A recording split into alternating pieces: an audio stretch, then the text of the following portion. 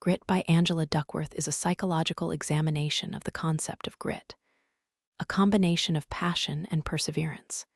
She discusses how effort is often ignored, outshone by talent, when really, what is more important in life is effort. Duckworth shares personal lessons learnt, real-life examples, and useful tips for raising your own children to be gritty. This book is a really good in-depth discussion about the psychology of talent, effort, and achievement. Grit, the highly accomplished, are paragons of perseverance. For most, there is no realistic expectation of ever catching up to their ambitions. In their own eyes, they are never good enough. They are the opposite of complacent. And yet, in a very real sense, they are satisfied being unsatisfied, chasing something of unparalleled interest and importance, and it is the chase as much as the capture that is gratifying. Even if it is boring or frustrating or even painful, they don't dream of giving up. Their passion is enduring. A combination of passion and perseverance makes high achievers special. High achievers have grit. Distracted by talent, why do we place such emphasis on talent? And why fixate on the extreme limits of what we might do when, in fact, most of us are at the very beginning of our journey, so far, far away from those outer bounds? And why do we assume that it is our talent, rather than our effort, that will decide where we end up in the very long run? Focus on talent distracts us from something that is at least as important: effort. Effort counts twice. 2. It seems that when anyone accomplishes a feat worth writing about, we rush to anoint that individual as extraordinarily talented. If we overemphasize talent, we underemphasize everything else. We want to believe that Mark Spitz was born to swim in a way that none of us were, and that none of us could. We don't want to sit on the pool deck and watch him progress from amateur to expert. We prefer our excellence fully formed. We prefer mystery to mundanity. If we think of genius as something magical, we are not obliged to compare ourselves and find ourselves lacking. To call someone divine means, here there is no need to compete. From talent to achievement, talent is how quickly your skills improve when you invest effort. Achievement is what happens when you take your acquired skills and use them. Of course, your opportunities, for example, having a great coach or teacher, matter tremendously too, and maybe more than anything about the individual. This theory doesn't address these outside forces, nor does it include luck. It's about the psychology of achievement, but because psychology isn't all that matters, it's incomplete, but still relevant. Talent, how fast we improve in skill, absolutely matters.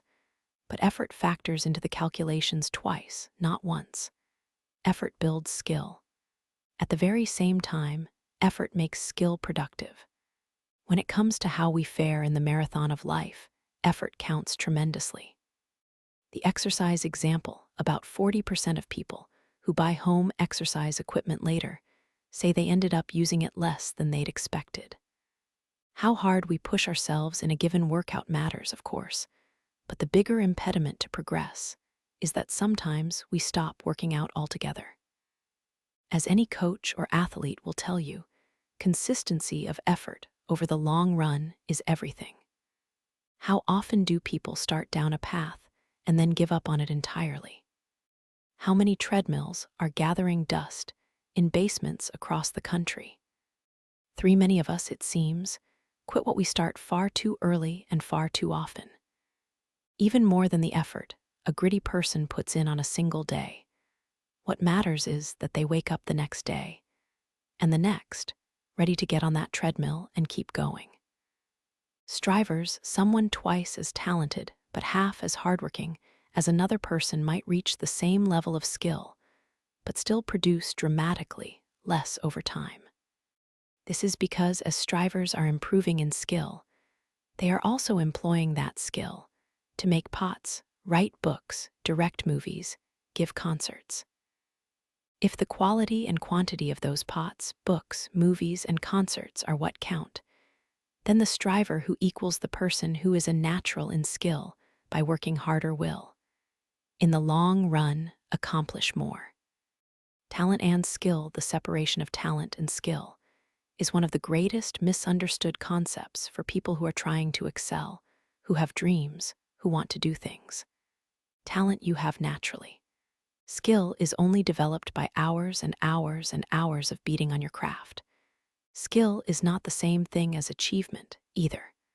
Without effort, your talent is nothing more than your unmet potential. Without effort, your skill is nothing more than what you could have done, but didn't. With effort, talent becomes skill, and at the very same time, effort makes skill productive. Goal hierarchy at the bottom of this hierarchy are our most concrete and specific goals. The tasks we have on our short-term to-do list. I want to get out the door today by 8 a.m. These low-level goals exist merely as means to ends. We want to accomplish them only because they get us something else we want. In contrast, the higher the goal in this hierarchy, the more abstract, general, and important it is. The higher the goal, the more it's an end in itself, and the less it's merely a means to an end. For the top-level goal is not a means to any other end. It is, instead, an end in itself. Think of this top-level goal as a compass that gives direction and meaning to all the goals below it. Grit Goals Grit is about holding the same top-level goal for a very long time. It is so interesting and important that it organizes a great deal of your waking activity. In very gritty people, most mid-level and low-level goals are, in some way or another, related to that ultimate goal. In contrast, a lack of grit can come from having less coherent goal structures. Grit grows to the question of whether we get grit from our DNA. There is a short answer and a long one. The short answer is, in part. The long answer is, well, more complicated. Some of the variation in grit in the population can be attributed to genetic factors, and the rest can be attributed to experience. It's possible that adults in their 7th decade of life are grittier because they grew up in a very different cultural era, perhaps one whose values and norms emphasized sustained passion and perseverance more than has been the case recently. Alternatively, it's possible these age trends have nothing to do with generational changes in grit. Instead, what the data may be showing is how people mature over time. 4 elements of grit. 1. Interest. Passion begins with intrinsically enjoying what you do. Remember that interests must be triggered again and again and again. Find ways to make that happen, and have patience. The development of interests takes time. 2. The capacity to practice. One form of perseverance is the daily discipline of trying to do things better than we did yesterday. 3. Purpose. What ripens passion is the conviction that your work matters. 4. Hope. Hope is a rising to the occasion kind of perseverance. Growing grit from the outside. 5. Authoritative parenting, or wise parenting. Parents in this quadrant are accurate judges of the psychological needs of their children. They appreciate that children need love, limits, and latitude to reach their full potential. Their authority is based on knowledge and wisdom, rather than power. Growing up with support, respect, and high standards confers a lot of benefits, one of which is especially relevant to grit. In other words, wise parenting encourages children to emulate their parents. Imitation or emulation to a certain extent, of course. Young children imitate their mothers and fathers. When we have nothing else to go by, what other choice do we have, really, than to mimic the accents, habits, and attitudes of the people around us? And yet, there's a world of difference between imitation and emulation. As we grow older, we develop the capacity to reflect on our actions and pass judgment on what we admire and disdain in others. It's indeed remarkable how many paragons of grit have told me, with pride and awe, that their parents are their most admired and influential role models. And it's just as telling that so many paragons have, in one way or another, developed very similar interests to those of their parents. Clearly, these exemplars of grit grew up not just imitating their parents, but also emulating them. Grit parents this logic leads to the speculative conclusion that not all children with psychologically wise parents will grow up to be gritty, because not all psychologically wise parents model grittiness. Though they may be both supportive and demanding, upper right quadrant moms and dads may or may not show passion and perseverance for long-term goals. If you want to bring forth grit in your child, first ask how much passion and perseverance you have for your own life goals. Then ask yourself how likely it is that your approach to parenting encourages your child to emulate you. If the answer to the first question is a great deal, and your answer to the second is very likely, you're already parenting for grit. The playing fields of grit. 6 schools hard, but for many kids, it's not intrinsically interesting. Texting your friends is interesting, but it's not hard. But ballet can be both. In the moment, experience is one thing, but what about long-term benefits? Do extracurriculars pay off in any measurable way? There are countless research studies showing that kids who are more involved in extracurriculars fare better on just about every conceivable metric. They earn better grades, have higher self-esteem, are less likely to get in trouble, and so forth. But what about grit? What about accomplishing something that takes years as opposed to months of work? If grit is about sticking with a goal for the long term, and if extracurricular activities are a way of practicing grit, it stands to reason that they're especially beneficial when we do them for more than a year. The hard thing rule 1. Everyone has to do a hard thing, including mom and dad's something that requires daily deliberate practice. 2. You can quit, but you can't quit till the season is over or some other natural ending has occurred. 3. You get to pick your hard thing. Not your parents or elder siblings or friends. 4. When you reach high school, you must commit for 2 years. For parents who would like to encourage grit without obliterating their children's capacity to choose their own path, I recommend the hard thing rule.